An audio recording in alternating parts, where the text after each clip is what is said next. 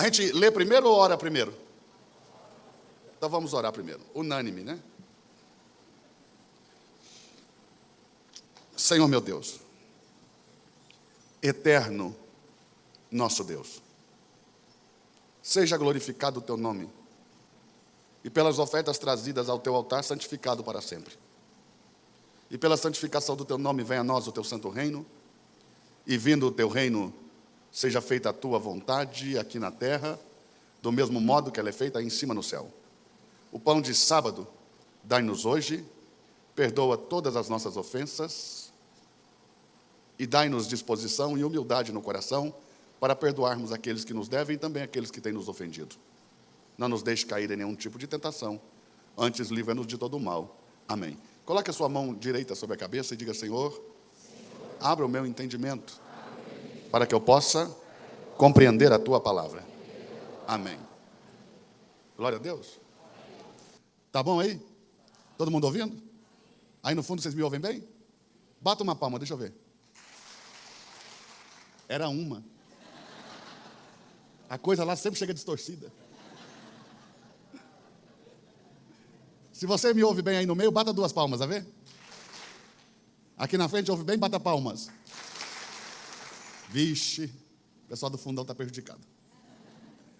Vamos começar nossa continuação no assunto da escatologia, mas antes, observe, vamos tentar colocar algumas bases no lugar, para que a gente possa entender. Aí está ótimo, viu? Obrigado. Deus abençoe, irmão. Ainda bem que a gente é amigo. Então vamos ter algumas bases, amém? Amém, irmãos? Quem está ouvindo aí? Amém. Glória a Deus. Algumas bases para entendermos da maneira correta aquilo que se refere aos últimos tratados ou ao final de todos os tempos. Observe, a primeira coisa que nós precisamos entender é sobre a salvação. Se não entendermos a salvação, dificilmente vamos conseguir entender o desatar dos finais dos tempos, porque o final dos tempos, ele está intimamente ligado à maneira que somos salvos. Está conseguindo entender? Diga amém. E a salvação, ela é o seguinte: Deus tem uma só salvação. Deus tem uma só salvação, que acontece em 3 momentos distintos. Primeiro, nós somos salvos no Espírito.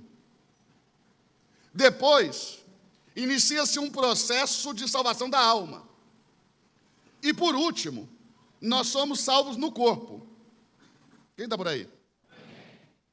Espírito, alma e corpo. Por quê? Porque o homem é tripartido. O homem é um ser tricótomo. Observe, 1 Tessalonicenses capítulo 5, verso 23 diz que o mesmo Deus de paz vos conserve em tudo, e que todo o vosso espírito, vírgula, e alma, não são sinônimos. Esse e é um agente que adiciona. Espírito, vírgula, e alma. E se na sua Bíblia não tiver o e, você acrescente. E alma, vírgula, e corpo sejam conservados, íntegros e irrepreensíveis para a vinda de nosso Senhor Jesus Cristo. Íntegros e irrepreensíveis. Ou seja, há uma possibilidade de corrupção no espírito. Há uma possibilidade de que o espírito humano se corrompa. Há uma possibilidade de que a alma do homem se corrompa. E há uma possibilidade de corromper-se também no corpo, na carne. Então os 3 devem ser conservados íntegros e irrepreensíveis para quando vier o nosso Senhor Jesus Cristo. Ou seja, o homem é espírito, o homem é alma e o homem é corpo. Está conseguindo entender? Diga amém. Nessa ordem. E por que esta ordem? Porque é a ordem em que Deus gerou. Primeiro ele gerou o espírito e a alma. Depois ele formou o corpo. E quando o corpo, a matéria estava preparada, Deus soprou o espírito humano dentro da matéria. A junção do espírito com a matéria despertou a alma do homem. Está conseguindo entender? Diga amém.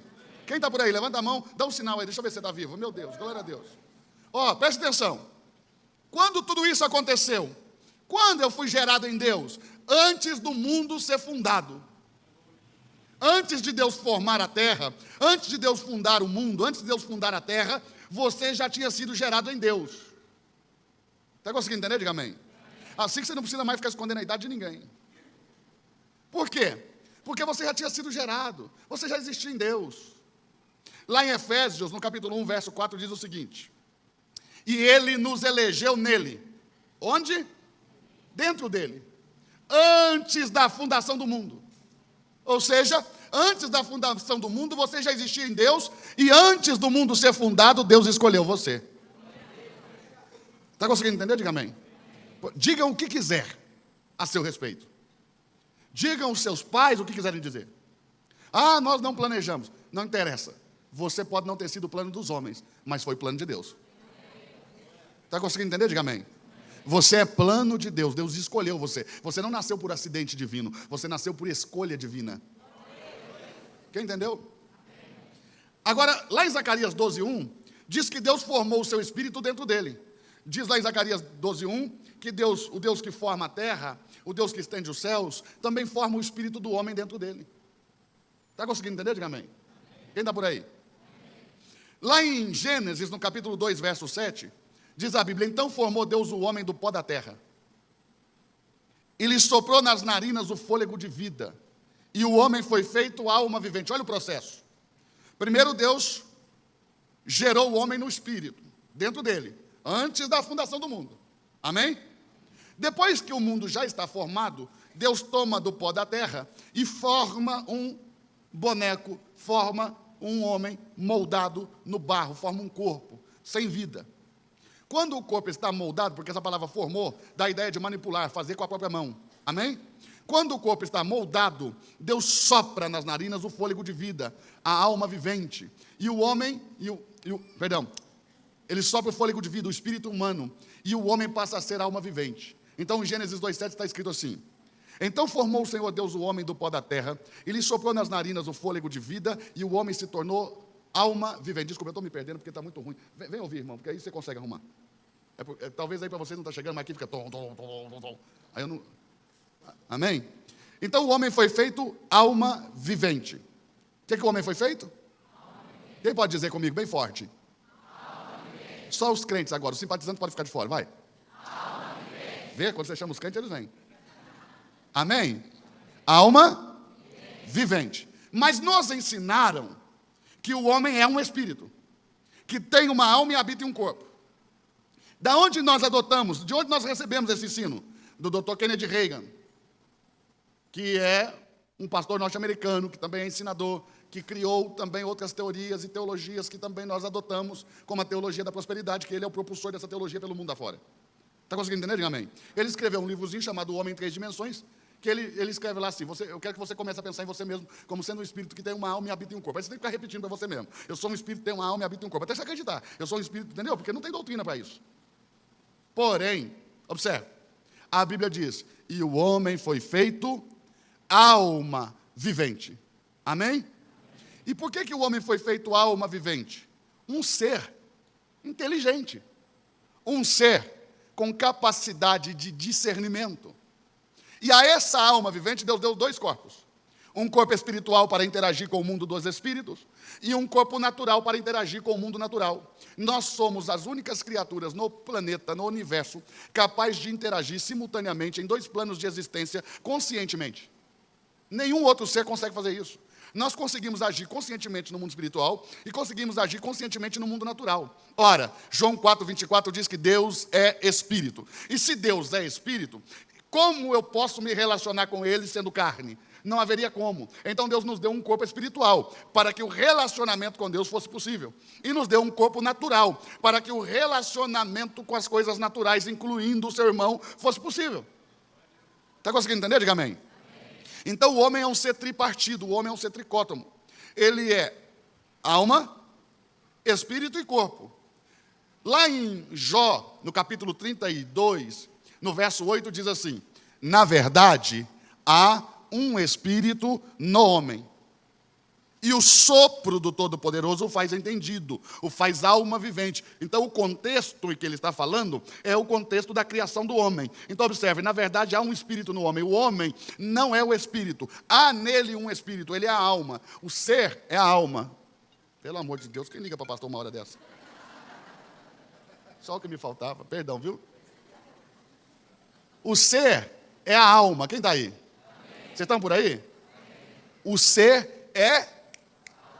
Porque o texto diz, na verdade, há um espírito no homem. O homem não é o espírito, há um espírito no homem. Esse aí é com H e tem um acento. Então, posso dizer assim, ó, olha como é que eu posso ler. Na verdade, existe um espírito no homem, e o sopro de Deus o faz entendido ou lhe dá vida na alma, vida psique. Está conseguindo entender? Diga amém. No capítulo 33, verso 4, diz o seguinte: eis que vim de Deus. Jó 33, 4. Amém? Que parte de mim que veio de Deus? O Espírito. E como tu também eu do barro fui formado, tu e eu, pessoas, alma, e barro, corpo. Conseguiu perceber o homem tripartido aí? Quem conseguiu perceber? Levanta a mão, balança, deixa eu ver. Meu Deus. Ó. Então está aí o homem tripartido. Em 1 Coríntios capítulo 15, a partir do verso 40, vai dizer o seguinte: que uma é a glória do sol, e outra é a glória da lua, e que até as estrelas se diferem em glória umas das outras. E diz que tudo que nós semeamos, semeamos em ignomínia, semeamos em vergonha, semeamos em corrupção, semeamos em um corpo mortal, semeamos em um corpo frágil. Mas a colheita virá em um corpo incorruptível, em um corpo que não morre, em um corpo imortal, no Espírito. Está conseguindo entender? Diga amém. Se você acha que você está colhendo o que você plantou, irmão, não se iluda. A colheita é quando você deixar esse corpo, aí que você vai ver o que são elas. Está conseguindo entender ou não?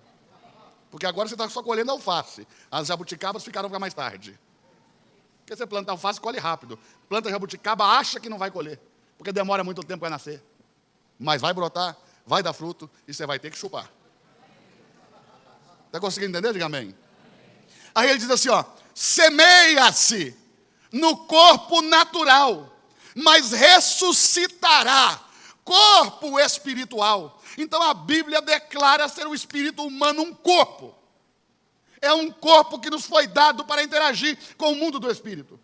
Quando o homem pecou, nós morremos imediatamente no espírito. Por isso que Deus disse a Adão: no dia em que você comer, você vai morrer. E você reparou na leitura que ele comeu e não morreu. Mas não morreu fisicamente, porque espiritualmente ele morreu imediatamente. Por isso que Deus não conseguiu mais se conectar ao espírito de Adão. Então Deus teve que vir falar com ele. E aquela foi a primeira vez que Adão ouviu a Deus, porque até então ele não precisava ouvir, porque Deus se conectava ao espírito dele. Então Deus teve que se revelar a ele de uma outra maneira. E como Deus começa a sua revelação? Pela palavra. Ele envia a sua palavra, ele envia o seu verbo, ele envia o seu Cristo, ele diz: Adão! E quando ele diz Adão, ele está redimindo, ele está chamando de volta, ele está enviando sua palavra, ele está enviando o seu verbo, ele está enviando o seu Cristo para trazer Adão de volta. E o que ele diz: Adão, aonde você está? E aí não é possível que você acreditou que Deus estava procurando Adão de trás de alguma árvore. Adão, meu filho, onde é que você está? Que eu não consigo te achar por detrás dessas árvores. Mas você consegue imaginar Deus fazendo um negócio desse? Sim ou não? Então não é da localização geográfica que ele está perguntando. É: Adão, aonde você se perdeu em você, que eu já não consigo mais me conectar ao teu espírito? Você comeu da árvore que eu te disse que você não tinha que comer. Porque agora o meu espírito não consegue mais se conectar ao teu espírito. E por isso você ouve o som da minha voz. Então era essa a mensagem. Era esse o diálogo. Adão espiritualmente morreu imediatamente. Agora, a morte da alma é um processo. O homem primeiro se tornou desobediente, depois se tornou homicida, depois se tornou polígamo, e aí por diante o caráter do homem vai se distanciando com o tempo do caráter de Deus. E à medida que os anos passam, nós estamos mais distantes. E a nossa alma morre a cada dia, porque a cada dia a nossa alma vai se deturpando, vai se tornando uma anomalia, e ela vai se distanciando daquilo que é a essência pura do caráter divino. E esta é a morte da alma. E depois o corpo, que gradativamente começou a morrer desde o momento em que Adão pecou. E desde que ele pecou, nós já nascemos morrendo. A cada dia de vida você tem um pouco menos de tempo, porque a cada dia de vida você começa a morrer. E vai morrendo diariamente, o seu corpo vai morrendo, ele vai se destruindo. Não era assim no início. Adão viveu mais de 900 anos, Matusalém, e todo aquele pessoal vivia 600, 700, 800, 500. E agora, nós não conseguimos cruzar os 100. Por quê? Porque o nosso corpo está morrendo mais rápido pela distância do caráter de Deus em nós. Então, o que é um homem morto? É um homem afastado de Deus. A palavra morte vem do latim, que quer dizer desligar. O que é um homem morto? É um homem desligado de Deus. Ele morre no espírito, ele morre na alma, ele morre no corpo. Até que Cristo o encontra. E quando Cristo o encontra, começa o processo da vida. Que também é um processo que nós chamamos salvação. E a salvação tem início no mesmo lugar, no mesmo ponto em que a morte teve início, no espírito. E então como funciona? Você que crê que Jesus é o Filho de Deus, uma vez tendo sido convencido pelo Espírito Santo de seus pecados, da justiça que Deus um dia fará e do juízo que virá sobre o pecador, você então pede perdão, se arrepende, declara ser Cristo o seu único e suficiente Salvador, e o recebe em ti, e o recebe em si mesmo, e o recebe como? Na pessoa do Espírito Santo, que entra no teu espírito. Porque é isso que diz 1 Coríntios capítulo 6, verso 17. Aquele que se ajunta com o Espírito de Deus se torna o mesmo Espírito com Ele. Já não é mais um Espírito humano, e o Espírito de Deus não é só um Espírito. O Espírito de Deus está no teu Espírito, e é Ele quem domina. Ele nasceu, o seu Espírito nasceu de novo, nasceu de Deus. De novo, o seu Espírito nasceu de novo, o seu espírito nasceu de novo, e agora nasceu de Deus, e está cheio de Deus. Está conseguindo entender? Diga amém. Mas não há novo nascimento da alma. Não há novo nascimento do corpo, só há novo nascimento no espírito. E agora o seu espírito contém a Deus, e Deus está no teu espírito, e vai começar uma batalha, um trabalho, um processo. Vai começar uma guerra entre o seu espírito e a sua carne, porque a sua carne, ela contém o pecado, e você precisa discernir e separar pecado de pecados. O pecado é a força que habita em mim e que me leva a fazer aquilo que não quero, mesmo quando o desejo em mim é de fazer o certo, eu acabo fazendo o errado, porque tem uma lei que opera no meu corpo, chamada lei do pecado, e há uma força no meu corpo que me leva a fazer aquilo que eu não desejo. Ainda que eu esmurre o meu corpo, eu acabo fazendo o que não quero. E bem disse Paulo, se eu não estou fazendo aquilo que quero fazer, então não sou eu quem está fazendo, e sim o pecado que habita em mim. Oh, quem me livrará do corpo dessa morte? É disso que ele está falando. É disso que ele está falando. Então agora o seu espírito, ele vai lutar contra a sua carne, e a sua carne vai lutar contra o seu espírito, porque nenhum nem outro estão interessados em que você faça o que você quer, eles estão interessados em que você faça o que eles querem. A carne quer que você satisfaça as vontades dela, e o espírito quer que você satisfaça as vontades dele. Por isso Paulo escreveu em Gálatas no capítulo 5, a partir do verso 16, que o espírito milita contra a carne, e a carne contra o espírito, para que você não faça o que você quer. Está conseguindo entender? Diga amém. E nessa batalha, à medida em que você alimenta e fortalece o seu espírito como um rio, começa a se transbordar, ele começa a correr para dentro da sua alma, e então o seu espírito que está cheio de Deus, começa a lançar Deus para a tua alma, e o teu caráter começa a ser confrontado com o caráter de Deus que está no teu espírito, e esta batalha na alma se chama renovação da mente. Sede transformados pela renovação da vossa forma de entender as coisas. Ou seja, se eu não entender de uma maneira nova, se eu não entender da maneira que Deus que está dentro de mim entende, então o meu espírito vai ficar lutando até que eu possa entender. É um confronto, porque eu aprendi desde menino que o moço que beija mais moça é mais bonito, mas o meu espírito vem cheio de Deus e me diz: você tem que ter uma mulher só, se você quer ser cheio de Deus. Então tudo aquilo que eu aprendi vai sendo confrontado com aquilo que Deus tem a ensinar. E para onde eu vou correr? Se Ele está dentro de mim. Não me resta outra coisa, a não ser mais cedo ou mais tarde me render. Uns mais cedo, outros mais tarde. E a batalha continua até que se renda. E então a sua alma começa a ser inundada pelo Espírito de Deus que está em você. Eu vou dizer de novo, a sua alma começa a ser inundada pelo Espírito de Deus que está em você. E você vai sofrendo uma transformação tão grande. A Bíblia usa a palavra metamorfos. De onde vem a palavra metamorfose? Metanoia.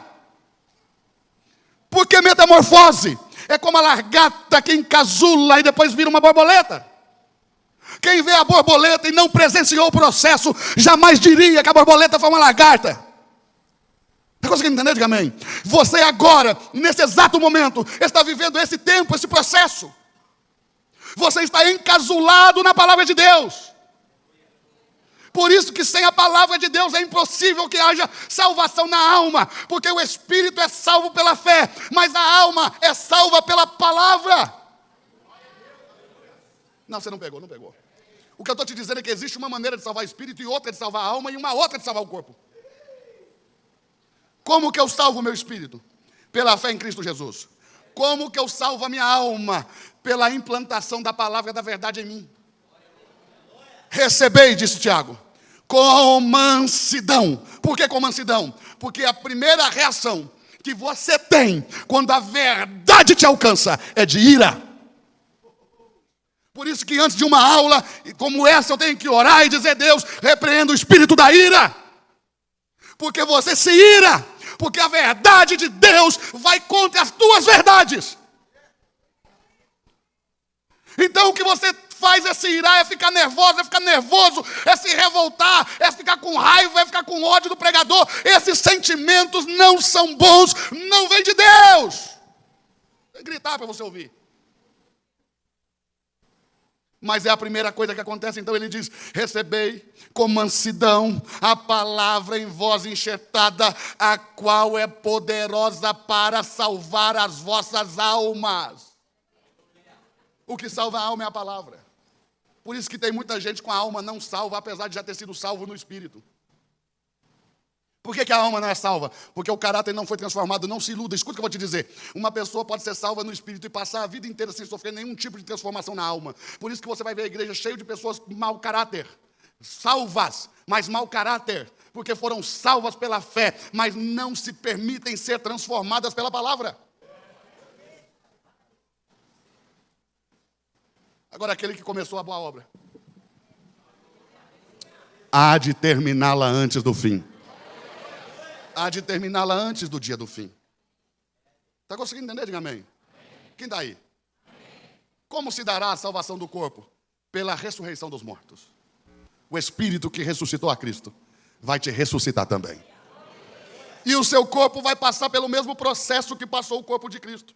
Um processo de imortalização de 40 dias até a glorificação do corpo. Porque ninguém ressuscita glorificado. Ressuscita imortalizado. Leva 40 dias até a glorificação do corpo de quem ressuscitou. Por isso importa que os mortos ressuscitem primeiro. Não. Deixa eu te dizer uma coisa. Cristo é o modelo para tudo, sim ou não? Mais uma vez. Cristo é o modelo para tudo que nós cremos. Certo? Sim ou não? Sim. Diga comigo, Cristo é o modelo. Cristo é o quê? E ele é a primícia dos que morreram. Ou seja, ele é o primeiro a passar pelo processo de morte e ressurreição. Tal qual foi com ele, será conosco. Ele ressuscitou. E ficou, e permaneceu, diz a Bíblia, por 40 dias, aparecendo a muitos. Diga por quê? Porque ele não ressuscitou glorificado. Isso te espanta? Sim ou não? Fala comigo, irmão, pelo amor de Deus. Te espanta? Não devia. Porque é muito claro, é muito notório, simples. Nós temos a imagem dele imortalizada e a imagem dele glorificado. São imagens completamente distintas. Quando ele ressuscita, ele aparece no jardim da tumba. A primeira pessoa que o vê é uma mulher, Maria Madalena. De novo, a mulher, o jardim, a árvore. Porque Cristo era a árvore do conhecimento do bem e do mal, mistério oculto. E ela foi pegar nele de novo, tocar nele de novo. Ela foi para cima dele, de novo, igual da primeira vez. Só que dessa segunda vez, a árvore falou, não me toque. Porque ainda não fui para meu pai, eu sou primícia. Você não vai roubar a primícia de Deus. E desde o jardim da tumba, ele foi assunto ao céu. Porque o pessoal pensa que ele foi para o céu só no final dos 40 dias. Ele foi lá no céu e ficou lá 8 dias, só voltou no 8º dia, que é o tempo da circuncisão. Porque ele foi fazer a sua circuncisão espiritual. 8 dias depois, ele aparece de novo. Em uma casa que tinha as portas e as janelas fechadas. Ele entrou sem o auxílio das portas. Passou pelas paredes, pela porta, não sei, mas entrou. E ele entrou, os irmãos estavam reunidos. Ele olhou para aquele Tomé e disse, Tomé, você disse que só se vesse para crer. Põe a mão nas minhas feridas. Ele ainda está ferido. Põe a mão no meu lado e veja que sou eu. E ser crente e não incrédulo. Está conseguindo entender? Depois ele aparece para eles na praia. Eles pensam que é um mendigo, ele pede comida, eles dão para ele o resto de um peixe assado. A parte que o judeu não come, o rabo do peixe. Depois ele aparece de novo para eles. Eles estão pescando, ele aparece dentro do barco. Pede comida de novo. Eles dizem que não tem. Quando chegam na praia, o peixe dele já estava assando. Junto a um pão quentinho. Porque quando Jesus te pede o peixe, ele não te pede porque está interessado no seu. É porque a única maneira dele te abençoar é se ele pegar do que é seu. Ah, não está pegando. Ele pegou, eles falaram assim para ele, assim, ó, só tem o rabo do peixe. E eles deram para ele o rabo do peixe e mel. Nenhum judeu come rabo de peixe, você sabe disso. Ele só come a cabeça, porque Deus falou para eles assim, ó, vocês não serão caudas, vocês serão cabeça. Então o judeu come o peixe da cabeça, mas não come a cauda. Ele come tudo até a cabeça, menos a cauda. E ele pegou. E diz a Bíblia que ele comeu e os abençoou. E foi embora. E aí ele volta, porque como ele comeu as migalhas que eles tinham para oferecer, ele tem que voltar para abençoar na hora que eles não têm nada. E ele aparece e diz, lance a rede do lado direito do barco. E a rede vem cheia de 153 grandes peixes. E é a primeira vez que eles contaram, porque eles não dizimavam. Então agora eles contaram para entregar o dízimo. E ele diz, trazei alguns dos peixes que agora apanhastes. Pedro foi lá e separou e levou para ele. E quando Pedro chegou com os peixes, olha lá, o peixe dele estava assando. Porque ele não está pedindo o seu, porque ele necessita, porque é a forma que ele tem de te abençoar. Quando você vem com o seu, dele já está pronto. Você está por aí? Fala alguma coisa para Jesus, pelo amor de Deus. Então observe isso. Ele aparece pensando, todo esse tempo, ele não está glorificado. Quando ele aparece no barco, eles ficam espantados, porque eles estavam pensando que era um espírito. Aí ele disse, por que vocês estão atemorizados? Não sou um espírito. Toque em mim e vereis que eu tenho carne e ossos. E nenhum espírito tem carne e ossos. Mas João viu ele glorificado. João foi arrebatado ao céu. E quando João estava arrebatado, ele ouviu a voz dizendo, quem é esse que vem de Edom com uma roupa branca de linho puro, salpicada de sangue, saltando pelos montes? E ele gritou, eu sozinho pisei o lagar das uvas, ninguém houve que me ajudasse. Eu fui ferido no calcanhar por uma serpente, mas a esmaguei na cabeça. João disse, eu vejo, ele vem montado em um cavalo branco, com uma roupa de linho puro, salpicada de sangue, na sua coxa está escrito Rei dos Reis, Senhor dos Senhores, e da sua boca sai uma espada de fogo afiada de 2 gumes. O seu braço e as suas pernas parecem o latão que acabou de sair do fogo. Seu cabelo é amarelo, os seus olhos são como chamas de fogo. Aí está glorificado, não tem nada a ver com aquele outro corpo machucado. Então não confunda os corpos. Quem está aí? Está por aí? Então todos os que ressuscitarem dos mortos vão ressuscitar. E vão sair andando por aí. E haverá maior conversão em massa que o planeta já viu. Porque aí vai se cumprir a palavra de Joel, que Pedro achou que tinha se cumprido nos dias dele. Ganhou 5 mil, achou que era muito. Você está por aí ou não? Ganhou 5 mil na pregação, achou que era muito. Hoje se cumpriu o que disse o profeta Joel. Mas pode ler lá, que você vai ver que vai se cumprir ainda. Está conseguindo entender? Diga amém. Irmão, vão ressuscitar e vão andar pelas ruas da cidade, tal qual foi com Cristo. Que quando foi morto, rasgou o véu do seu corpo. Porque o véu do santuário rasgou de alto a baixo. Mas na verdade aquele véu é só uma figura do corpo de Cristo. Assim como o cabrito que Sansão rasgou de alto a baixo, aquele cabrito era Cristo. O pano do santuário, que na verdade são 4 tipos de pele de animais, que rasgou de alto a baixo. Não vai pensando num tecido fininho, um véuzinho igual esses véus que as noivas casam, não. Era 4 tipos de pele de animais costurada uma na outra e bordada, rasgou de alto a baixo. As peles dos animais rasgaram de alto a baixo. E lá em Hebreus diz que ele rasgou o véu do seu corpo para que nós pudéssemos ter entrada ao Santo dos Santos. Quando ele morreu, houve um terremoto. E os corpos dos santos que estavam mortos, os corpos ressuscitaram. De muitos santos, muitos deles ressuscitaram. E andaram pela cidade. E foram vistos por muitas testemunhas. Agora me diga, aquele povo que morreu podia ser reconhecido. Vê se não é parente. Vê se não é amigo. Qualquer dia desse você está em casa. E alguém da sua família que foi no Senhor volta e aparece lá.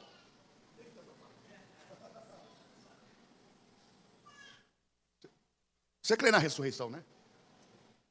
Em assombração, eu sei que você crê. Você está por aí ou não? Quem está por aí? Quem entendeu até aqui? Agora vamos pegar os mistérios da salvação. A salvação carrega alguns mistérios. Por exemplo, João 6, abre aí. Hoje nós vamos em 2 etapas, uma até meia-noite, outra até depois, entendeu? Quem está animado? Meu Deus, esse povo é crente mesmo. João 6, 47. Na verdade, e a verdade eu vos digo, que aquele que crê em mim tem a vida eterna. Olha aqui para mim, por favor, me ajude, por favor. Aquele que crê em mim tem a vida eterna. Eu vou dizer mais uma vez. Aquele que crê em mim tem a vida eterna. Responda para mim, que eu sei que você é uma pessoa inteligente. Dá para ver olhando para a sua cara. A vida eterna dura até quando? Não. Você vai responder, não vai? Vamos de novo. Calma esse coração. A vida eterna dura até quando? Não é até que você peque de novo?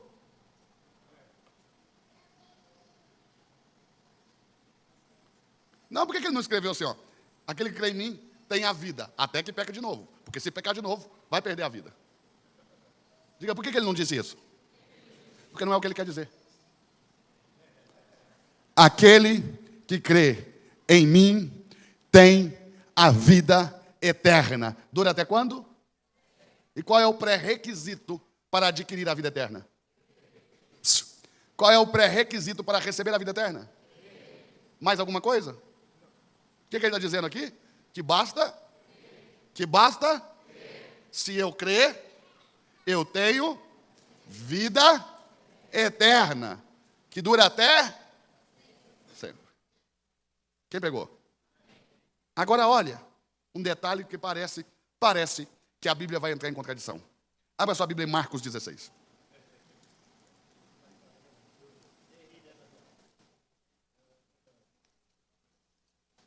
Quem achar Marcos 16, dá um sinal para mim. Marcos 16, verso 16. Você que está em casa, anote isso, porque senão você nunca mais vai achar. Marcos 16, 16. Quem está por aí? Quem crer e for batizado, será salvo. De novo. Quem crer e for batizado, será salvo. Presta atenção. O que dizia o outro versículo? Que precisava apenas? Agora aqui diz que tem que crer e ser? Agora me responda, quem é salvo? Quem crê ou quem crê e é batizado?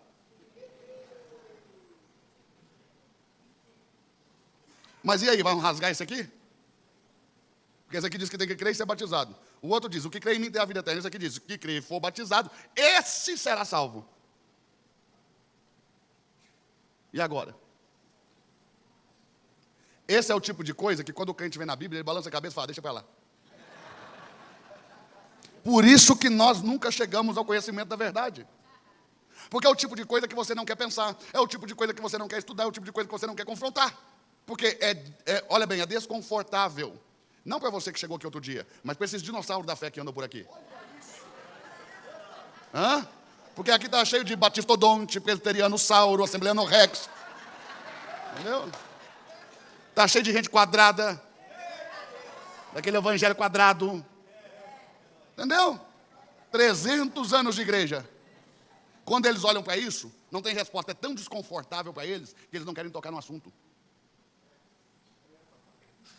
Está conseguindo entender ou não? Então, entenda. Os textos que nós temos são traduzidos do grego no Novo Testamento. Não é que foi escrito em grego. Eles foram traduzidos para o português do grego. Então, no grego, você tem duas palavras para salvação. Uma palavra é sozo. S-O-S-O. Sozo. E a outra palavra é soteria. De onde vem a doutrina, a matéria da teologia sistemática que estuda sobre a salvação. Qual é a matéria da teologia sistemática que estuda sobre a salvação, pastor? Soteriologia, que estuda a soteria, a salvação. Sozo e soteria, ambas as palavras, quando traduzidas para o português, se traduz salvação. Está conseguindo entender ou não? Mas qual é a diferença? A diferença é que sozo fala de livre do inferno, de libertação do inferno. Quem foi sozo foi liberto da condenação do inferno. Isso se dá no espírito do homem. Está conseguindo entender? Diga amém. Quem está por aí?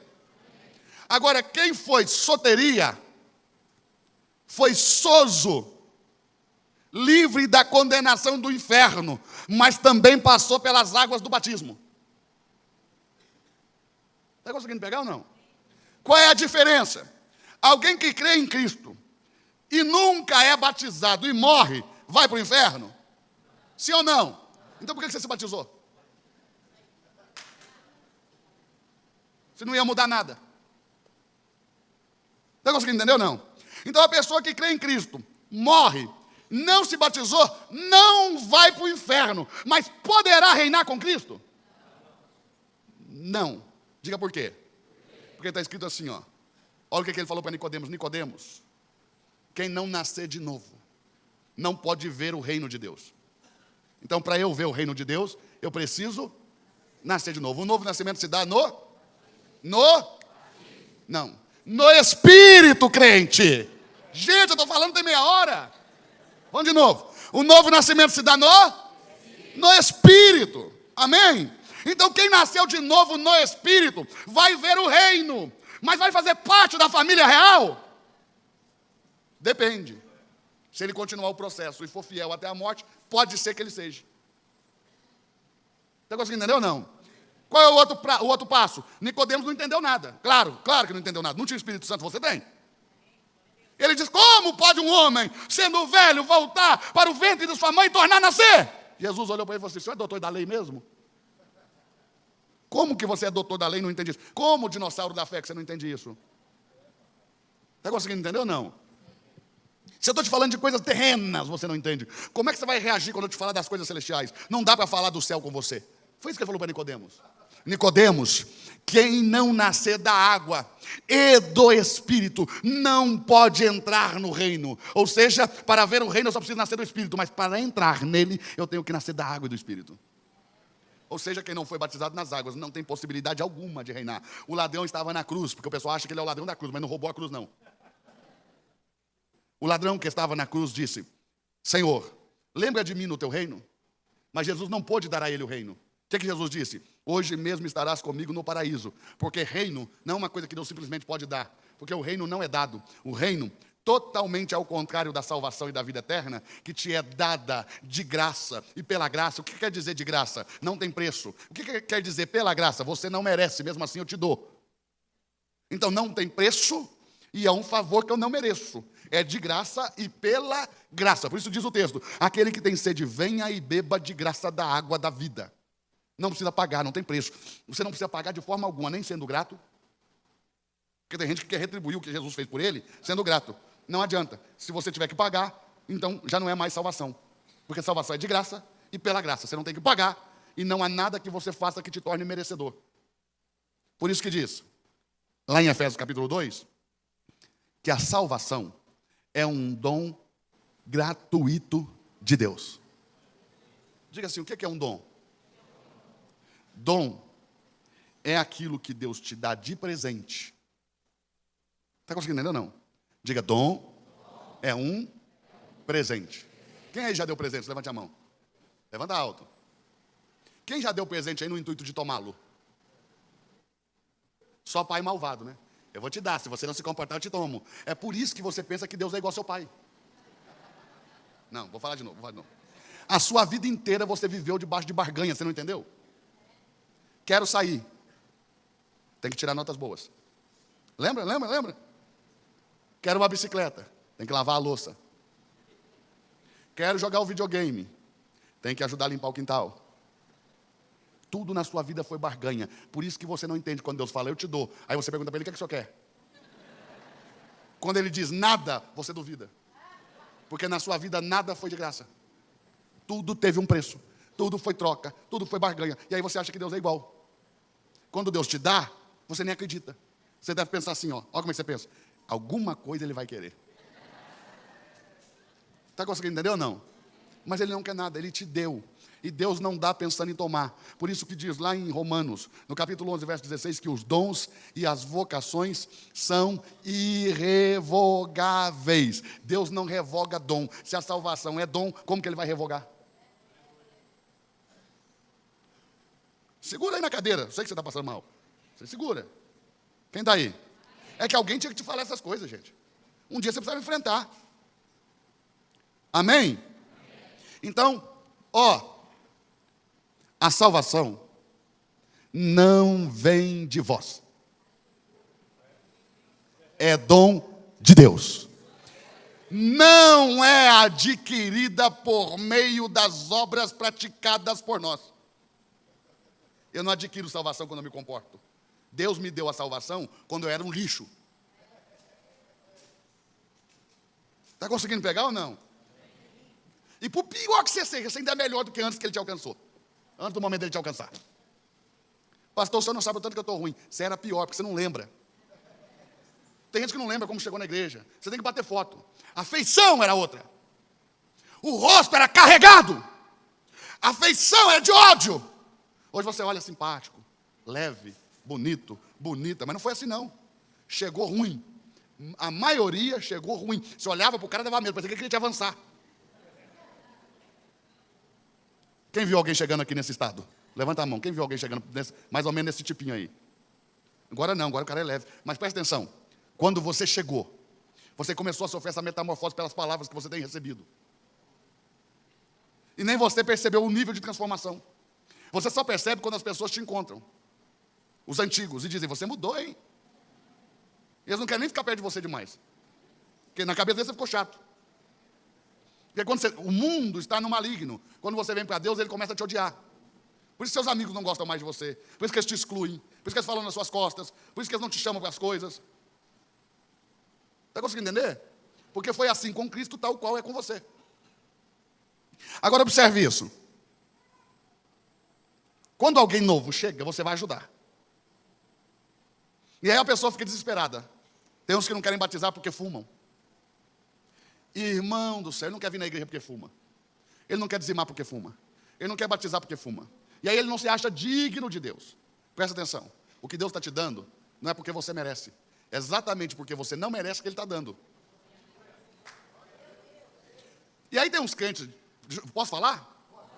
Tem uns crentes boboca, que quando vê uma pessoa assim com dificuldade de parar de fumar, exclui, trata diferente, fala mal, porque não lembra dele mesmo quando chegou. Porque esse aí teve dificuldade para largar o cigarro, você teve dificuldade para largar as amantes. E cada um na sua área com seus problemas. Mas Deus vai limpando todo mundo, devagarzinho. Teve outros que teve dificuldade de parar de passar a perna nos outros. Teve gente que teve dificuldade de parar de pedir emprestado e não devolver. E aí por diante. Uns teve dificuldade de parar de mentir. Porque mentia tanto que acreditava na mentira. Então, os que são mais sensíveis, eles vão procurar essas pessoas que têm dificuldade e dizem: calma, não precisa deixar de vir na igreja porque você fuma. Continue vindo. A Bíblia diz: vem como estás. A Bíblia não diz que é para você sarar e vir depois. Ele diz que quem está curado não precisa de médico. Quem precisa de médico é quem está doente. Venha do jeitinho que você tiver. Ele te ama e ele te quer. E é trabalho dele convencer você e limpar você. Não é trabalho de crente, então não aceite que nenhum crente te julgue, porque esse é o trabalho do Espírito Santo, que vai fazer a seu tempo, no seu devido modo. Pastor, mas comigo foi rápido, o problema é seu e do Espírito Santo. Com ele é lento, e é problema dele e do Espírito Santo. Ou você é Deus, que consegue libertar as pessoas? Ele vai libertar a hora que ele entender que tem que libertar, porque o poder de Deus se aperfeiçoa na fraqueza do homem. Então deixa eu te contar uma coisa. Os mais sensíveis dizem: calma, foi assim comigo também. Quando eu cheguei aqui também eu fumava, foi difícil parar. Aí a pessoa olha para você e diz assim: nossa, eu não consigo te ver fumando. Já está com cara de borboleta. Não está mais com cara de largata, está conseguindo entender? Não, calma meu filho, fica calmo. Também tomava uma cervejinha. Quando eu cheguei, é difícil largar o happy hour. Aí a pessoa olha para você e fala: gente, eu não consigo te ver bebendo. Ou seja, você não notou, mas passou por um nível de transformação tão grande que as pessoas não conseguem mais te enxergar como você era. Está conseguindo entender ou não? Quem está conseguindo entender? Então diga comigo: sozo, livre da condenação do inferno. Isso acontece no espírito do homem. Soteria, na alma. Eu posso perder o que foi feito no meu espírito? Nunca, a não ser que Deus se divorciasse. E no vocabulário de Deus não existe a palavra divórcio. Essa palavra foi acrescentada na Bíblia. O máximo que Deus fala é repudiar. E repudiar é a separação dos corpos, não a quebra do vínculo do matrimônio. No Brasil tinha isso, antigamente chamava de desquite. Separava os corpos, mas o vínculo matrimonial permanecia. Deus não se divorcia, e ele se casou com você. Quem está por aí? Olha como diz o texto, olha como diz o texto. Aquele que se ajunta ao Espírito de Deus se torna um mesmo Espírito com ele. Olha o texto. Por esta causa deixará o homem seu pai e sua mãe, unir-se-á, ajuntar-se-á a sua mulher e serão ambos uma só? O que se ajunta ao Espírito de Deus se torna o mesmo Espírito com ele. É um casamento. Deus nunca vai divorciar de você. Então o Espírito Santo nunca vai te abandonar. Por isso Jesus disse: eu rogarei ao Pai, e Ele vos enviará um outro Espírito, o Consolador, para que fique convosco e esteja em vós para sempre. Era muito importante que você falasse alguma coisa, irmão, pelo amor de Deus. Fica olhando para mim com essa cara, meu Deus. Amém? Então, o que foi feito no meu espírito, diga sozo, é irreversível. Então, ainda que o meu corpo seja entregue a Satanás para a destruição por causa da minha desobediência e blasfêmia, o meu espírito está salvo no dia do Senhor. Agora, na alma já não é assim. Diga por quê? Porque a alma está falando de uma reconstrução de caráter, uma reconstrução do caráter de Deus em nós. Este é o objetivo do ensino da palavra na igreja. Não é fazer você pular, nem dar glória, nem saltar, nem se alegrar. É reconstruir o caráter de Deus no teu caráter. E isso se ganha e isso se perde. Por quê? Porque eu posso passar 20 anos na igreja sendo fiel. Sendo o quê? Obedecendo em tudo, me submetendo aos meus líderes, trabalhando na obra, com coração voluntário, com intenção boa no coração, tudo certinho. Mas depois de 20 anos, diga, depois de 20 anos, eu conheci uma mulher. E aquela mulher parecia que estava com o diabo no corpo. E eu não aguentei. E eu caí. E eu adulterei. E os 20 anos de fidelidade eu joguei no lixo, porque perdi tudo. Se eu me arrepender amanhã do meu adultério, eu vou ter que começar tudo de novo do zero. Está conseguindo entender ou não? Então a salvação da alma, eu ganho e eu perco. Porque a salvação da alma é essa transformação de caráter, que pode se perder todinho. Porque eu posso, depois de ter vindo para cá e aprendido a andar corretamente, sair daqui e levar toda a vida torta. Destruir tudo o que foi construído. Perdi. Então, pastor, a salvação perde. Se alguém te responder que não, está correto. Pastor, a salvação perde. Se alguém te responder que sim, também está correto. Por quê? Porque você não perde o que foi feito no espírito, mas pode perder o que foi feito na alma. E se eu perder o que foi feito na alma, qual é o dano? São graves os danos, mas nunca o inferno. Para isso, tem o tribunal de Cristo. Porque são 3 julgamentos. O tribunal de Cristo, o julgamento das nações e o juízo final. O tribunal de Cristo, para os que foram salvos. O julgamento das nações, para as nações ímpias que vão entrar no milênio. E o juízo final, para os que foram condenados. São julgamentos diferentes para pessoas diferentes. Está conseguindo entender? Diga amém. Quem está conseguindo entender? Agora observe isso. Tudo que foi feito na minha alma é soteria, porque depende do que eu faço. Então, só para você entender. Abra a Bíblia em Efésios 2.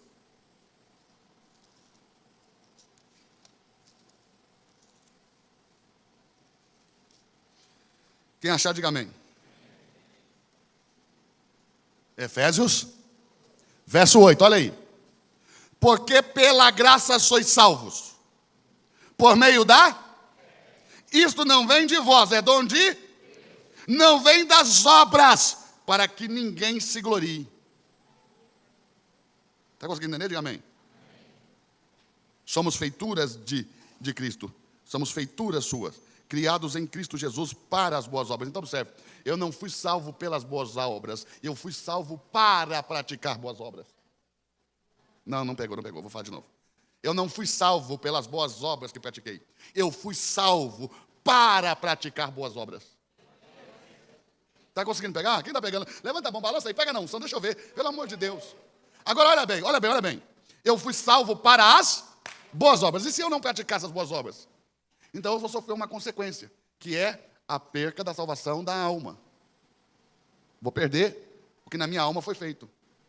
Se é que eu permiti fazer. Porque tem gente que nem começou a ser salvo na alma. Porque a salvação na alma é a implantação do caráter de Cristo em mim. E isso tem que acontecer com o ensino. E as igrejas do nosso país, hoje em dia, não ensinam muito. Esse tipo de coisa que está acontecendo aqui hoje quase não acontece. Em lugar nenhum nesse país. É raríssimo. Você pode contar nos dedos as igrejas. Então, observe isso. Salvação, graça, dom gratuito de Deus. Te é dado, amém? O que você precisa fazer para ser salvo além de crer? Hein? Não.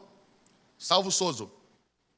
Para ser livre do inferno. O que você precisa fazer?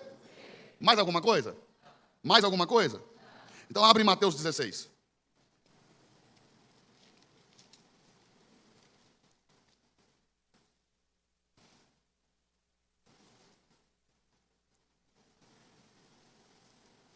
Verso 24, quem está aí? Disse Jesus: se alguém quiser vir após mim, renuncie-se a si mesmo. Tome sobre si a sua cruz e... Eu preciso carregar uma cruz para ser salvo? Sim ou não? Para ser livre do inferno, eu preciso carregar uma cruz? O que eu preciso fazer? Então aqui não está falando da salvação do espírito. Aqui está falando da salvação da alma. Porque se alguém quiser salvar a sua vida, em alguma tradução está escrito alma. Na Bíblia de quem está escrito alma? Alma. Se alguém quiser salvar a sua vida, aí, psique. A palavra original é, se alguém quiser salvar a sua alma, psique, a vida da alma, perderá. Mas se alguém perder a vida da alma por amor de mim, acha lá. O que é perder a vida da alma? Renunciar a mim mesmo. é não fazer o que eu quero, fazer o que ele quer, é morrer para mim, viver para ele. Porque a gente fica cantando umas mentiras, que eu diminua, que ele cresça. Ache na Bíblia o lugar que Deus mandou você diminuir e ele crescer. Quem falou que você tinha que diminuir foi João Batista. E ele não é exemplo não, porque ele não vai reinar. João Batista perdeu o reino. Agora eu vou te falar uma coisa. Ele disse que você tem que morrer para que ele viva. Porque quem se diminui já se levanta. Mas quando você morre, ele vive. É morrer para você mesmo. É perder a sua vida na alma, a sua vida de escolhas, de decisão. É não decidir mais, é tudo colocar na mão dele. Ele disse, você vai, ele disse, você vem. Ele disse, você fica, ele disse, você vai. Ele disse, você entra, ele disse, você sai. Ele disse, você fica. Está conseguindo entender? Você não diz mais nada. Está vivendo assim? Não, né? Então está longe disso, né? Por quê? Porque você fala o que você quer. Dá vontade de mudar de igreja, muda. Pastor, vou mudar de igreja. Por quê? Ah, porque Deus está me chamando. Não chamou nada. E eu te provo que Ele não te chamou. Porque Deus não vê a igreja como você vê. Deus não vê a igreja batista, assembleia, presbiteriana. Deus não vê. Deus vê a igreja gente. Para você mudar da igreja, se Deus te falar uma coisa dessa, Ele tem que mandar você se mudar de você mesmo.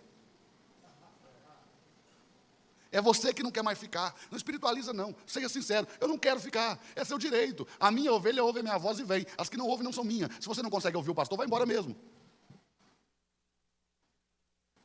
Por que vai ficar aqui se amaldiçoando? Está conseguindo entender ou não? Quem está entendendo? Levante a mão. Mas se você ouve a voz do pastor, porque o pastor quem escolhe é você. Quando você ouve. Ouviu é seu pastor. Ouviu é minha ovelha. Não, me ouviu, não é minha ovelha. Eu não posso crer que todas as ovelhas sejam minhas. Está conseguindo entender ou não? Mas olha como está escrito na Bíblia. As minhas ovelhas ouvem a minha voz e vêm. Está conseguindo pegar ou não? Ah, eu quero mudar de cidade. Por quê? Porque as coisas não vão bem. Quer dizer, se você mudar de cidade, vai ficar melhor. É assim? Vai melhorar. Você tem que trocar todos os principados que estão sobre ela. Você vai trocar? Não, então vai continuar a mesma coisa. Porque a nossa batalha não é contra a carne, nem sangue, nem contra lugares. É contra hostes espirituais da maldade nas regiões celestiais. Não interessa para onde você vai. A força lá de cima vai lutar contra você do mesmo jeito. Está conseguindo entender ou não? Então aprenda a vencer ela aqui, que você vai andar para onde você quiser, livre. Estamos aí? Como que eu sei quando a Bíblia está falando da salvação do espírito, quando ela está falando da salvação da alma, quando ela está falando da salvação do corpo? Porque nós temos 3 palavras gregas que quando são traduzidas para o português, são traduzidas por vida. Mas em grego são 3. E são vidas distintas. Por exemplo, primeira palavra grega para vida, bios. De onde vem a palavra biologia. O que é bios? A vida na carne. Quando na Bíblia tem bios, se traduz vida. Está conseguindo entender? Diga amém. A segunda palavra grega para vida é psique. E psique é a vida da alma. E a terceira é zoe. E zoe é vida no espírito. Então, quando a Bíblia diz, aquele que crê em mim terá a vida eterna, tem zoe. Está conseguindo entender ou não? O que tomar a sua cruz e vier, achará a sua alma. Vida, psique. O que crê e for batizado será salvo. Soteria, salvação completa. O que crê em mim tem a vida eterna. Sozo. Está conseguindo pegar agora? Quem está pegando? Abre a sua Bíblia em Mateus 27.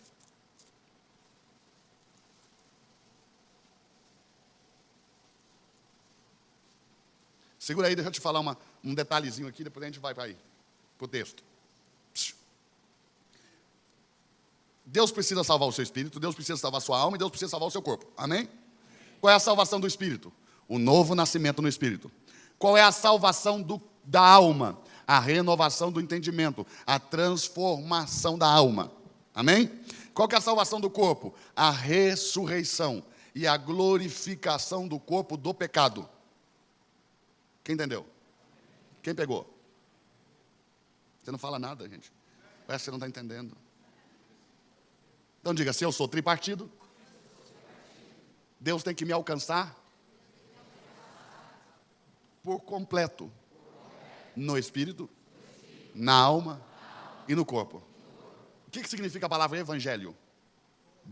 Não. Evangelho. Boa nova. Singular.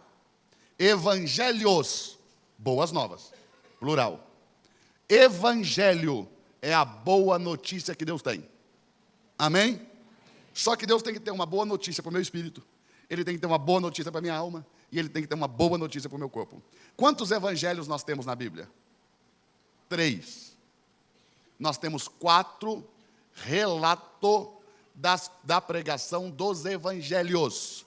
Mas os evangelhos são 3. Evangelho de Deus, evangelho da salvação ou da graça e evangelho do reino. Evangelho de Deus, evangelho da graça e evangelho do reino. São evangelhos distintos. São notícias distintas. Amém? Qual é o evangelho de Deus? Qual é a boa notícia que Deus, o Pai, tem para mim? Pergunta aí. Você também não quer saber de nada, gente. Pelo amor de Deus. Pergunta assim, qual é a boa notícia? Que o Pai tem para mim? Lembre que você vai jantar na casa dele hoje. Se lembre. Aí você se alegra. Qual é a boa notícia que o Pai tem para mim? Ele tem essa notícia.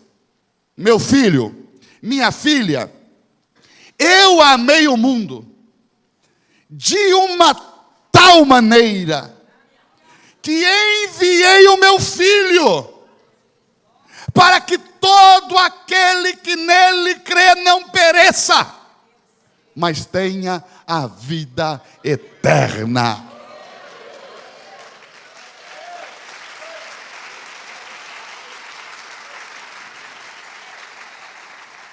O Filho é Deus? Sim ou não? Sim. O Filho é Deus? Sim. Quem é que pode matar Deus? Esquece da morte de Deus da filosofia. Quem é que pode matar literalmente a Deus? É possível? Para você ver, quando eles tentaram matar ele, ele saiu. Olha bem, tentaram jogar ele de um despenhadeiro. Eu fui lá no despenhadeiro, lá em Nazaré.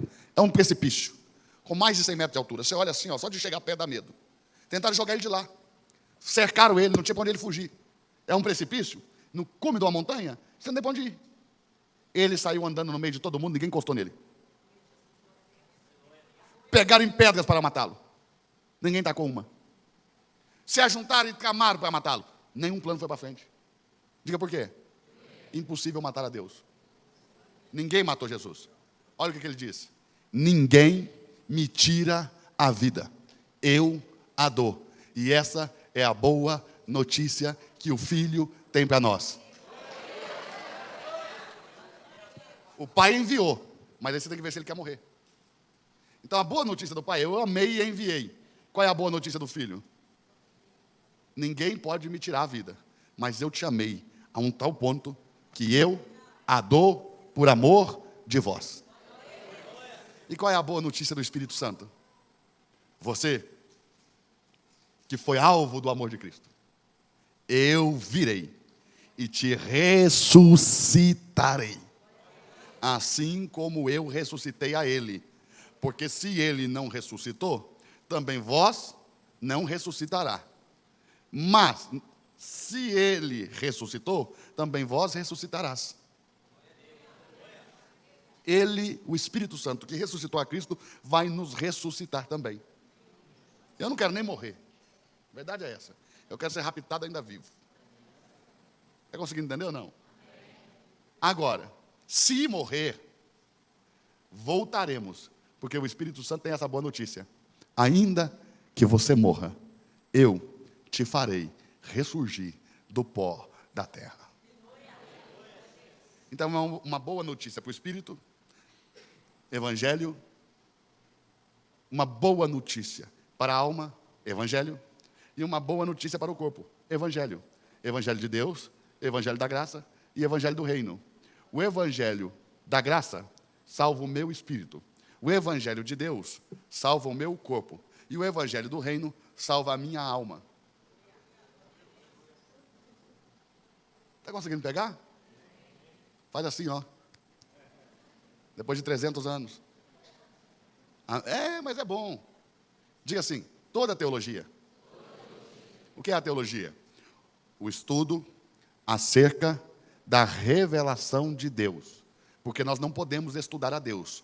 Porque tudo que você estuda precisa ser observado. Você não pode observá-lo, não tem como estudá-lo. O que você estuda é aquilo que Deus deixou aparecer dele. Você estuda a Bíblia. Você estuda as aparições, as teofanias, as aparições, teofania, aparições por fogo.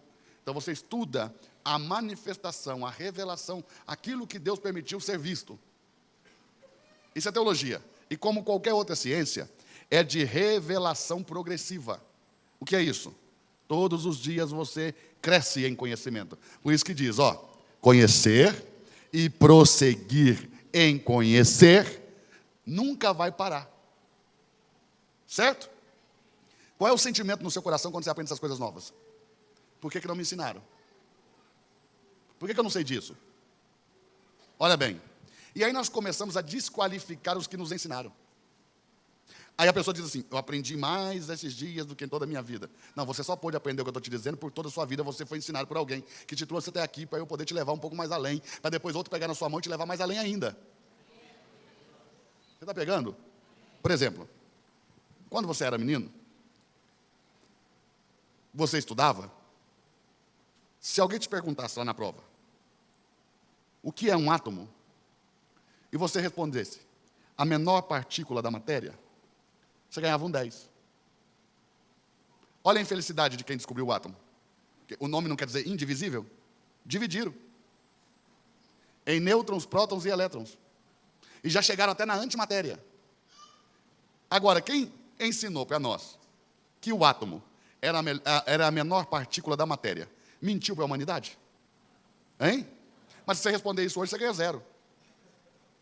Irmão, tem um planeta que era planeta, agora não é planeta mais. Não, você não pegou. Quando eu estudava, tinha um planeta que hoje não é mais planeta. Quando eu estudava, quando eu chamei aquele planeta de planeta, eu ganhei 10. Hoje eu ganharia 0. Diga, o que é isso? O conhecimento aumentou. E quando o conhecimento aumenta, você corre 2 riscos.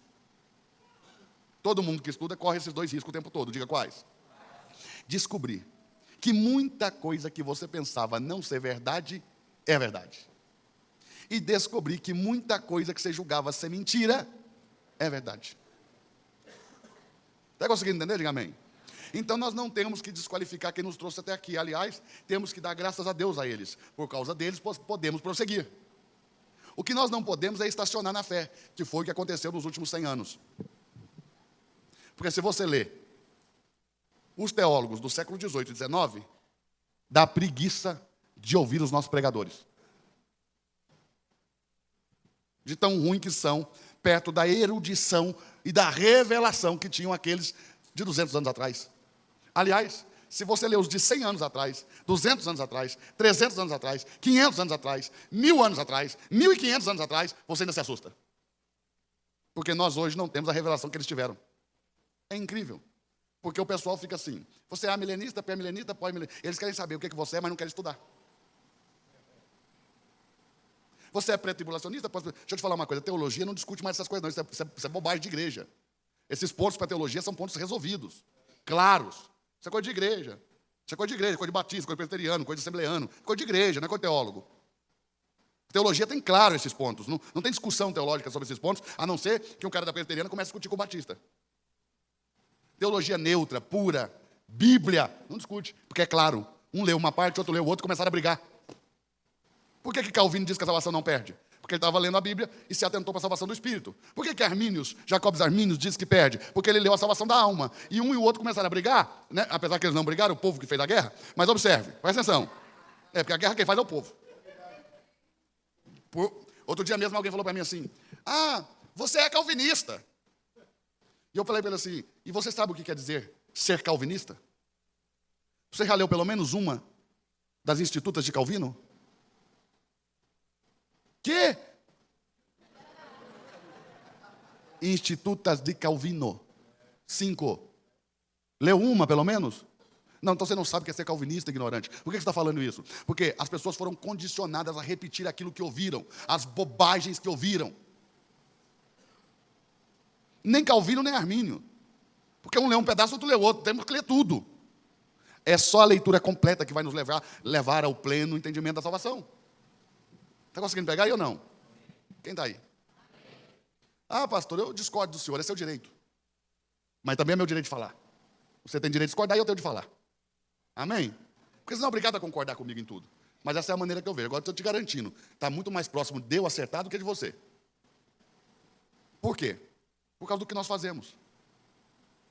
O que você faz? Um é advogado, o outro é bancário, o outro é dono de loja, o outro é empresário, o outro é isso, o outro é aquilo. Está entendendo? Diga amém. O que eu faço? Estudo Bíblia. O que eu faço quando trabalho? Ensino a Bíblia. O que eu faço na hora de lazer? Leio a Bíblia. Então, eu estou muito mais perto de acertar do que você que não faz isso. E é por isso que Deus levantou os mestres, que se dedicam a isso, porque você não é obrigado a saber, mas eu sou obrigado a te ensinar. E é tudo com base em séria vida entregue ao aprendizado e ao ensino. É resultado de estudo. Está conseguindo pegar aí? Quem está aí? Quem está aí? Amém? Vocês estão conseguindo entender? Quem está aí ainda? Glória a Deus. Fique de pé um minuto, fique de pé. Isso. Solta os braços assim. Mexe eles, mexe. Isso. Dá uma relaxada aí, vai. Oh. Glória a Deus. Estica bem alto os braços, vai. Isso. Bem alto, bem alto. Pega uma mão na outra, pega as duas lá em cima, vai. Agora para um lado. Para o outro. Isso. Solta. Relaxou? Senta de novo.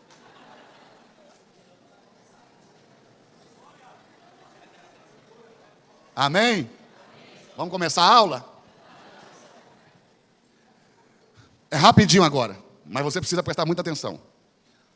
Depois eu vou abrir alguns minutos para você fazer perguntas, dentro do nosso assunto. Não vai perguntar de carambolas, nós estamos falando de goiaba. Amém? Então preste atenção. No final dos tempos, aqueles que foram salvos, na alma e no espírito, quando Cristo vier como um ladrão, ele arrebatará o filho varão. Quem são esses, o filho varão? Os vencedores. Para o seu trono. Ninguém vai perceber. Por que eles vão? Porque são fiéis. Então eles serão raptados da terra. Conseguiram entender? Diga amém. Quem são os fiéis? Os que tiveram sua alma transformada e o caráter de Cristo construído em si. Quem são os infiéis? Os que não permitiram ter sua alma transformada. Então vamos supor que você ficou 20 anos fazendo tudo certinho. E um dia antes do rapto você cai em adultério. No dia do rapto você não vai. Porque os 20 anos que você andou certinho não serão contados. Quem pegou? Quem pegou? Pastor, eu andei 20 anos torto. Um dia antes do rapto eu me consertei. E fui fiel. Você vai. Olha para quem está só e diga assim: você vai? Se consertou um dia antes? Eu fiquei a vida inteira? Essa é a reclamação que fizeram quando Jesus falou a parábola. Contratei uns para trabalhar de manhã, até a tarde, e paguei 1 talento. No final da tarde eu contratei outros e paguei o mesmo 1 talento. E um reclamou: por que o senhor dá a ele o mesmo pagamento que o senhor dá a mim? Se eu trabalho desde manhã, ele trabalha desde a tarde. Ele disse: o que te importa? O dinheiro é meu. O que te importa se ele trabalhou só à tarde e eu paguei a ele, e se você está trabalhando desde manhã e eu paguei a você? Eu paguei a você o que nós combinamos, e a ele o que foi combinado. Porque nós vamos achar injusto que os vencedores tardios, depois de levar uma vida desconcertada, reine conosco. Mas também você não vai precisar perder a cabeça degolado. Ele vai. Está conseguindo entender ou não? E nós vamos reinar iguais, com o mesmo salário, o mesmo reino para nós todos. Uns rápidos, uns tardios e outros não. Está conseguindo pegar ou não? Então, o rapto acontece para aquele que foi salvo no espírito e na... Mas a tribulação é para aquele que foi salvo no espírito, mas não foi salvo na alma. A tribulação é para esses. Eles vão passar por uma grande tribulação. Serão perseguidos, mortos, esquartejados. Está conseguindo pegar? É uma grande tribulação. Mas, ainda que o seu corpo seja destruído, o seu espírito está salvo para o dia do Senhor. Conseguiu entender ou não? E porque eles não negaram a Cristo e foram fiéis até a morte, eles reinarão conosco. Quem pegou? Pastor, e se ele permitir que ponha nele a marca da besta? Nenhum salvo vai permitir. Porque a besta não vai permitir. Porque o salvo foi consagrado a Deus quando o seu espírito recebeu o Espírito de Deus. E o diabo não recebe nada consagrado. Então, mesmo que o salvo queira ter a marca, o diabo vai mandar matá-lo. Põe em mim a marca da besta. Põe em mim porque eu quero comprar e vender. Você não, você serve aquele outro. Morre. Porque a imagem que fala vai reconhecer os que são e os que não são. Nem se você quiser.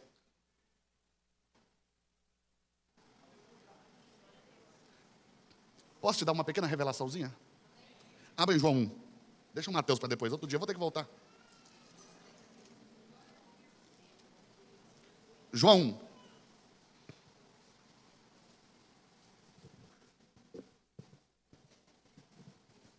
Quem está aí, diga amém. Verso 19.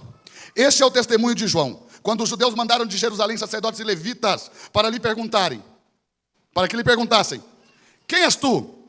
E ele confessou e não negou, mas confessou: eu não sou o Cristo. Alguém perguntou se ele era? Alguém perguntou se ele era? Sim ou não? Então diga assim: por que ele respondeu assim? Porque ele tinha desejo de ser. Ah, não pegaram. Quem és tu? Ele confessou.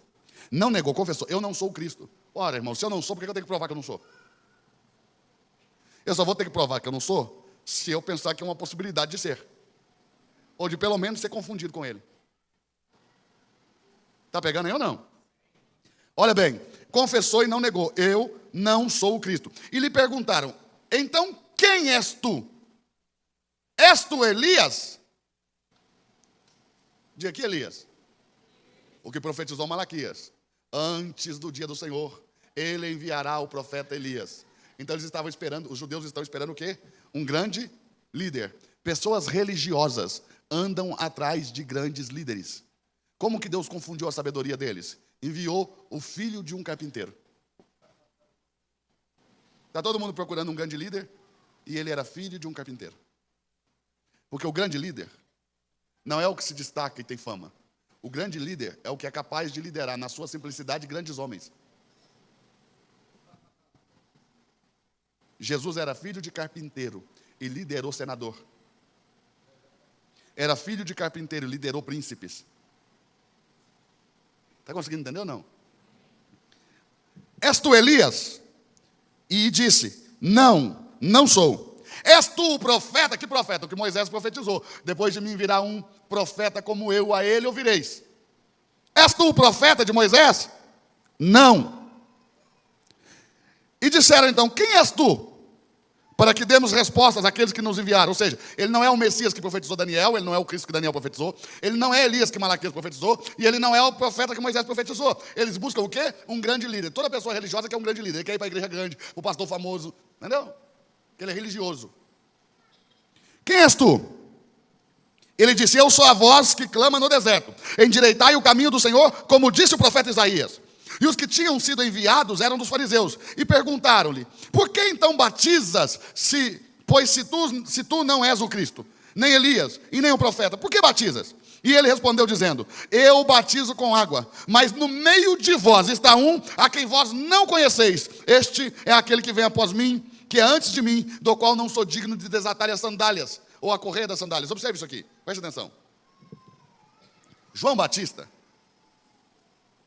ele disse o seguinte: no meio de vós está um. Aonde que Jesus estava? No meio da multidão. Aonde Jesus estava? Quando ele disse assim, ó, raça de víboras, Jesus estava lá. E ele chamou o próprio Cristo de víbora. Por isso que quando nós estamos pregando, temos que cuidar das nossas palavras, porque você não sabe quem está sentado ouvindo.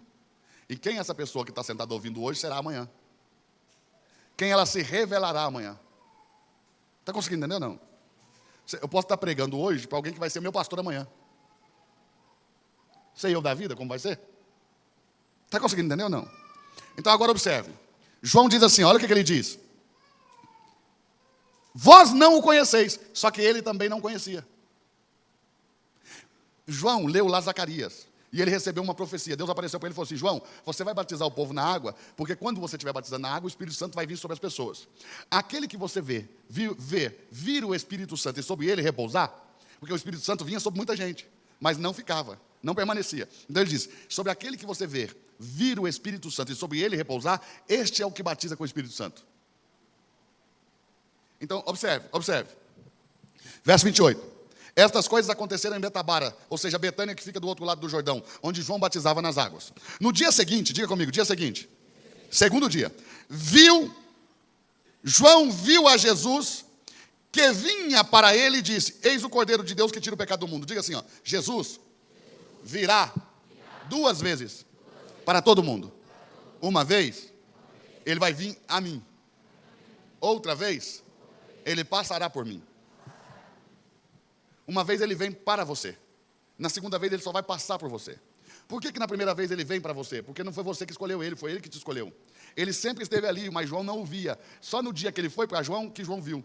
Eis que João viu a Jesus que vinha para ele. Lembre-se, eles eram primos. Jesus não foi como ele sempre ia. Dessa vez ele foi se revelando. E quando ele foi se revelando, quando ele escolheu se revelar a João, João então confessou: eis o Cordeiro de Deus que tira o pecado do mundo.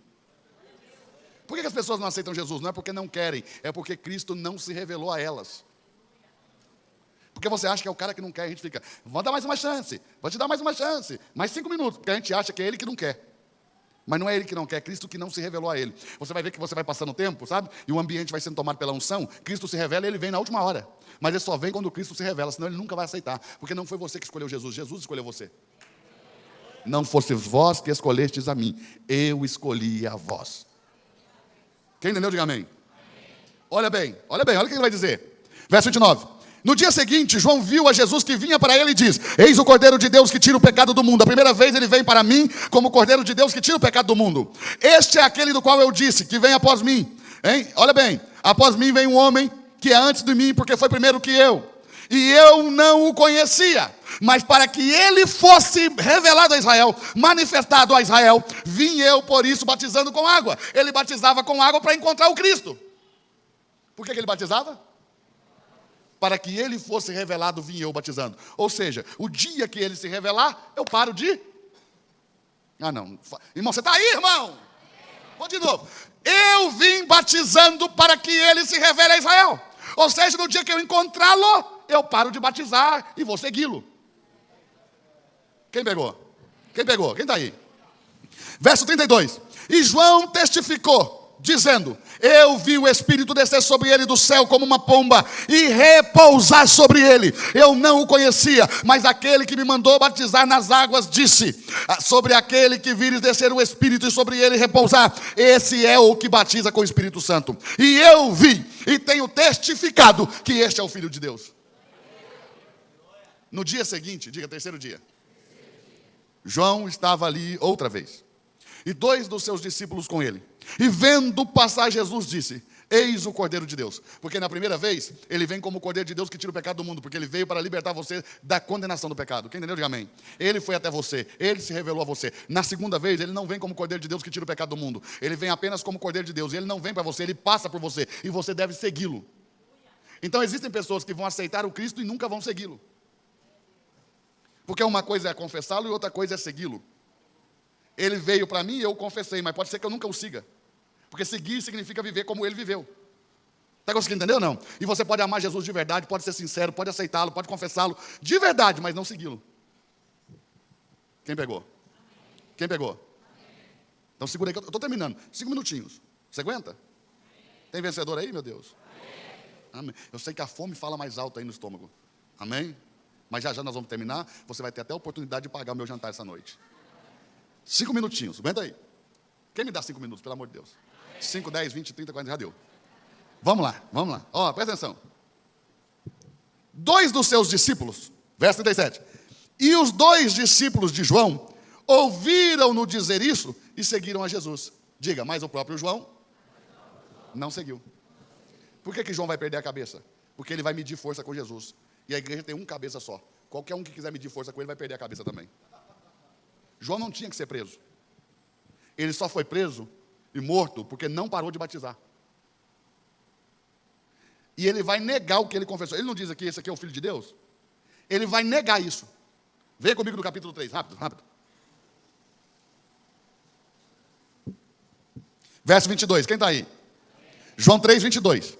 Depois disso, Jesus foi com os seus discípulos para a terra da Judeia, e estava ali com eles, e batizava. Isso aqui não é verdade. Não é verdade. Diga assim, Jesus A ninguém batizava. Disseram que ele batizava, mas ele não batizava. É porque eles vão dizer para João que Jesus está batizando mais discípulos do que ele, para João ficar com ciúme de Jesus. Porque esse negócio de ministério é um negócio trabalhado. Se o pastor fala assim que tem mais gente que o outro, já dá briga. E você sabe que pastor, quando vai falar o tanto de gente que tem, eles são elásticos, né? A igreja cabe 500, para ele falar que tem 1.500. Entendeu? Então, foram falar para João, olha, aquele que você disse, olha para você ver, verso 23, ora, João batizava também em Enom, junto a Salim. Ele não tinha que ter parado de batizar? Porque ali havia muitas águas e vinham e eram batizados por ele. Porque João ainda não tinha sido lançado na prisão. Olha o motivo que ele vai ser lançado na prisão, porque ele está batizando. Observe. Houve então uma questão entre os discípulos de João e os judeus acerca da purificação, ou seja, das abluções, dos banhos cerimoniais. E foram ter com João e disseram-lhe, Rabi, aquele que estava contigo além do Jordão, do qual tu deste testemunho, ei-lo batizando, e todos vão ter com ele. Mas olha o capítulo 4, verso 1. Olha o 4:1. Quando o Senhor soube que os fariseus tinham dito que Jesus batizava mais discípulos do que João, ainda que Jesus mesmo não batizava, mas sim os seus discípulos. Diga, por que Jesus não batizava? Porque esse era o ministério de João. Jesus não se meteu no negócio dele, mas João se meteu no de Jesus, começou a pregar o reino. E quem tinha que pregar o reino era Jesus e não João. É Jesus que anuncia o reino de Deus e não João Batista. João Batista tem que preparar o caminho para ele, não fazer o trabalho dele. Jesus só vai começar a pregar quando João Batista é preso. Enquanto ele não é preso, Jesus não começa a pregar. Então João estava impedindo Jesus de começar o ministério. Ele teve que ser preso para que Jesus pudesse começar. Vou provar para você, porque eu sei que você não está acreditando. Vou provar. Mas vamos ler rapidinho, vamos ler. No capítulo 3, verso de número 27. João respondeu e disse, o homem não pode receber coisa alguma se do céu não lhe for dado. Ora, ele não disse que era o filho de Deus? Agora está dizendo que é um homem. Negou. Ele duvidou. Diga, por que ele duvidou? Porque era um primo. Se fosse um estranho, ele ia acreditar. Mas a convivência é o maior de todos os agentes de desonra que existe. Convivência. Qual é o seu problema? Convivência. Você sai para jantar com o seu pastor uma vez e no outro dia você acha que você pode falar dele. Porque a convivência gera desonra. Você não acredita que seu filho pode. Tem que alguém vir de fora falar para você como seu filho é bom e como ele é capaz, porque você convive com ele e não reconhece quem ele é. Porque a convivência gera desonra. E ele mandou, quando estava preso, falou assim, vai lá e pergunta se é ele mesmo aquele que tinha que vir, só tem que esperar outro. Duvidou. Duvidou daquilo que declarou.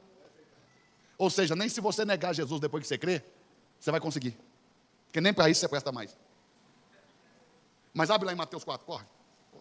Corre que tem pouco tempo, pelo amor de Deus. Mateus 4. Só quem achar dá um sinal aí. Quem achou, diga amém. Então espera o pastor, meu Deus, achei também. João 4. Mateus 4, perdão, Mateus 4.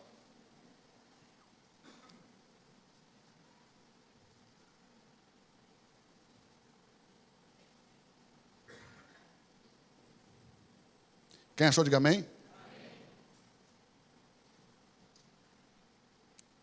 Verso 12.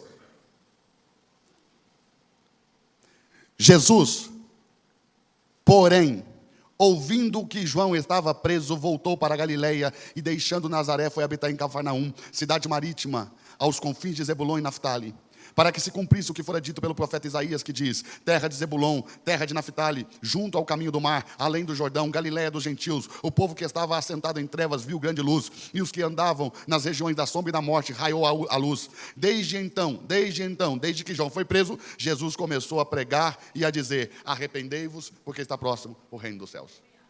Jesus só começou quando João foi preso. Ele não deixou Nazaré e não iniciou o seu ministério, porque todo mundo sabe que o ministério de Jesus se iniciou quando ele saiu de Nazaré e foi para Cafarnaum. Amém? Né? 50 anos de quadrangular, a gente aprendeu isso, né, pastor? Agora presta atenção. Quando foi que ele deixou Nazaré? Quando ele ouviu que João estava preso, porque ele não podia começar enquanto João não parasse. Quem daí? Tem ministério que só pode começar quando o seu parar, mas você nunca entende que o seu tem que parar um dia, porque você acha que você é eterno no ministério, e você só tem que fazer a vontade de Jesus e acabou. Quem está por aí? Agora, volte lá para João 3, rapidinho. João 3. Irmão, você vai ficar escandalizado com o que eu vou te mostrar. Você vai ficar escandalizado, estou te falando. Quem está aí no 3? Ó, Verso 28. Vós mesmos sois testemunhas de que eu disse, eu não sou o Cristo, mas sou enviado diante dele. Aquele que tem a esposa é o esposo, mas o amigo do esposo que lhe assiste e lhe ouve, alegra-se muito com a voz do esposo. Assim, pois, já está cumprido o meu gozo. Diga, qual é o gozo dele? Ser amigo do esposo. Ele diz, o que tem a esposa é o esposo. Mas o amigo do esposo, que ouve a sua voz e o assiste, se alegra. E nisso já está cumprido o meu gozo. Para mim é suficiente ser amigo do esposo. Ele não quer ser a esposa, ele quer ser o amigo do esposo. Quem pegou? Vem Mateus 25.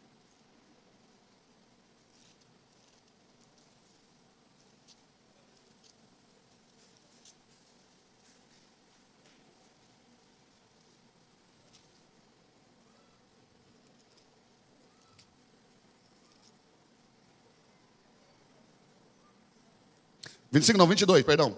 Mateus 22. Amém? Então Jesus respondeu e tornou a falar-lhes em parábolas, dizendo: o reino dos céus é semelhante a um certo rei que celebrou as bodas de seu filho. Que é as bodas? A festa do casamento. E enviou seus servos para chamar os convidados para as bodas. E estes não quiseram vir, os judeus. Jesus veio para eles, eles não receberam. Lembra? Quem lembra a aula? Olha bem. Depois enviou outros servos, dizendo: dizei aos convidados, eis que tenho um jantar preparado, os meus bois e cevados já estão mortos, e tudo já está pronto, vinde às bodas. Mas eles, porém, não fizeram caso, e foram cada um para o seu campo, cada um para o seu negócio. E outros, apoderando-se dos servos, os ultrajaram e mataram. A perseguição contra a igreja no primeiro século. Quem está aí, diga amém. E o rei, tendo notícia disso, encolerizou-se, e enviou o seu exército e destruiu aqueles homicidas, incendiou a cidade. A destruição de Roma, no ano 70 depois de Cristo, por mão de Tito, general romano. A destruição de Jerusalém. Quem está entendendo? Diga amém. O general romano destruiu Jerusalém. Verso 8. Então disse aos servos: as bodas na verdade estão preparadas, mas os convidados não eram dignos. E depois as saídas do caminho, e convidai para as bodas todos os que encontraram. E os servos saíram pelos caminhos e ajuntaram todos quanto encontraram, tanto os maus como os bons. Isso é igreja, gente boa e gente má. Quem está aí? E a festa nupcial foi cheia de convidados. Presta atenção. Qual é a diferença entre a festa das bodas e a festa das núpcias? Bodas é a festa do casamento, onde estão todos convidados. Núpcia é o momento em que só está o esposo e a esposa. A roupa do casamento e a roupa da núpcia é a mesma? Dá para a moça passar a núpcia com a roupa do casamento, das bodas? Sim ou não? Então ela vai vestir uma roupa diferente. Uma roupa nupcial. Quem entendeu, diga amém. Para que ela tenha a noite da núpcia. Quem é casado aí, levante a mão. Você deixou algum amigo entrar no quarto na noite da núpcia? Deixou? Diga por que não. Porque esse é o momento do esposo com a esposa. Não é o momento de ter amigo. Os amigos estão nas bodas. E a festa nupcial foi cheia de convidados. Quem está por aí, diga amém. E o rei, entrando para ver os convidados, viu ali um homem que não estava trajando veste nupcial. Quem está por aí? Ele disse: amigo. Quem é esse? João Batista. Como entrastes aqui não tendo vestes nupcial? E ele emudeceu. Diga por quê? Porque ele mesmo disse que era suficiente ser amigo. Ele o quê? Emudeceu. E disse então o rei a seus servos: amarrai-o pelos pés e pelas mãos, e levai-o e lançai-o nas trevas exteriores. Ali haverá pranto e ranger de dentes. Esse lugar não é o inferno. Isso é fora de Jerusalém. Qualquer lugar fora de Jerusalém, trevas, porque não há revelação, não há conhecimento. A luz está em Jerusalém. Isso já é no milênio. João não vai reinar com Cristo, porque ele não foi fiel até a morte. Olha o que Jesus disse. Dos que nasceram de mulher, não há profeta maior do que João Batista. Amém? Diga bem assim comigo. Na terra, não há um profeta nascido de mulher que seja maior que João Batista. Mas o menor no reino, o que pode ser menor do que o menor? O que pode ser menor do que o menor? Nada é menor do que o menor.